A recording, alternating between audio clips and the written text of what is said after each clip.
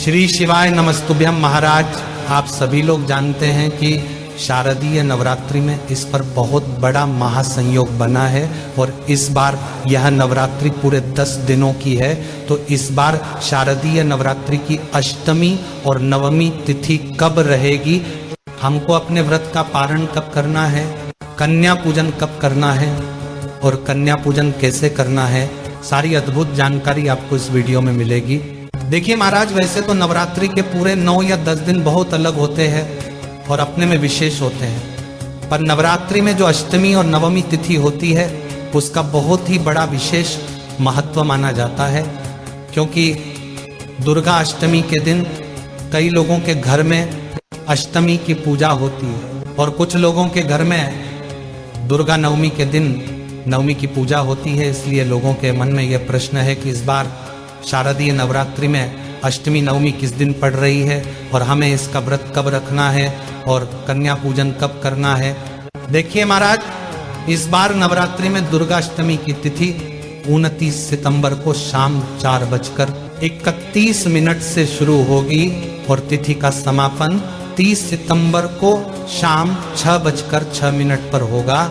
उदया तिथि के अनुसार दुर्गा अष्टमी इस बार 30 सितंबर 2025 के दिन मानी जाएगी और इसी दिन अष्टमी की पूजा होगी और कन्या पूजन भी आप लोग करेंगे। और एक देखिए महाराज, ज्यादातर लोग दुर्गा अष्टमी या महाअष्टमी के दिन ही कन्या पूजन करते हैं, तो अगर आप लोग भी इसी दिन कन्या पूजन करने वाले हैं तो कन्या पूजन का शुभ मुहूर्त वैसे तो सुबह से ही शुरू हो जाता है और दोपहर के लगभग 12 या 1 बजे तक चलता है। तो इस बीच में आप कन्या भोजन और पूजन करवा सकते हैं।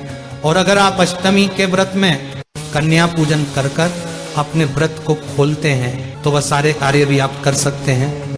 तो महाराज, जब हम बात करते हैं नवमी तिथि कब है और इसका व्रत कब रखा जाएगा और इस दिन कन्या पूजन कब करना है, तो देखिए महाराज, नवरात्रि में नवमी तिथि की शुरुआत 30 सितंबर को शाम 6:07 से होगी और इसका समापन अगले दिन 1 अक्टूबर की रात 7:01 पर होगा।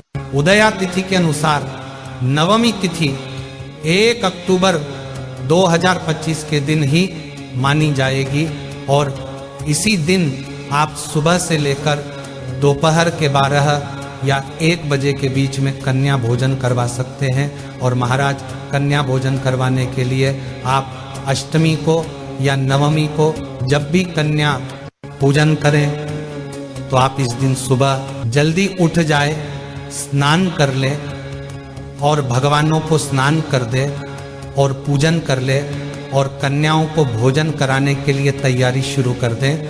उसके बाद 9 कन्या और एक छोट लड़के को एक बार बुलावा देकर आए, वापस आकर अपने पूजन की तैयारी में लग जाए और कन्याओं को तोहफे में देने के लिए भी आप कोई वस्तु बाजार से जरूर लेकर आए। जो कन्याओं को पसंद आए, जैसे ही आपकी तैयारी हो जाए, अब ऐसा भाव बनाए कि आपके घर में माता रानी के 9 रूप आने वाले हैं और आप सभी कन्याओं को उनके घर जाकर अपने साथ में लेकर आए, उन्हें अपने घर पर लाकर उनके पैर धुलाएं, उनकी सेवा करें और उनका भोजन करने के लिए बैठा दें। उन्हें आराम से भोजन करने दें। भोजन करने के बाद उन्हें कुछ समय खेलने दें और आखिर में जब वह थक जाए उसके बाद आप उन सभी की पूजन करें, उनके पैरों में माहौर लगाए, उनको तिलक करें, उनको कुछ पैसे दें और जो भी तोहफा आप लेकर आए हैं वह सभी कन्याओं को दे दें। साथ ही में जो छोटा लड़का आप लेकर आएंगे उसकी भी आपको पूजन करना है। और अब आप सभी कन्याओं का पैर छूकर आशीर्वाद लें और अपने घर के सभी सदस्यों से भी बोले कि वह भी सभी कन्याओं से आशीर्वाद लें और छोटे लड़के के भी आप पैर जरूर छुए। महाराज, अब आप सभी कन्याओं को उनके घर तक छोड़कर आए और आपका कन्या पूजन यहाँ पर पूरा हो जाता है। वैसे कन्या पूजन सुबह के समय ही कर लेना चाहिए, पर लेट हो जाए तो दोपहर को 12 बजे से पहले कर ले तो अच्छा है। और महाराज, इस बार विजयदशमी 2 अक्टूबर 2025 के दिन रहेगी, जिस दिन सभी लोग अपने व्रत का पारण करते हैं, यानी अपने नवरात्रि के 9 दिन के व्रत को खोलते हैं। बाकी कुछ लोग अष्टमी के दिन भी व्रत को खोलते हैं और नवमी के दिन भी खोलते हैं। आपके यहाँ जैसी परंपरा होनी है वह वैसा आप पालन करें। तो महाराज, आपको हमारी ये जानकारी कैसी लगी और आपने क्या अभी तक हमारे चैनल को सब्सक्राइब नहीं किया तो सब्सक्राइब करें। और आप हमारी ये वीडियो कहाँ से देख रहे हैं जरूर बताएं। श्री शिवाय नमस्तुभ्यम महा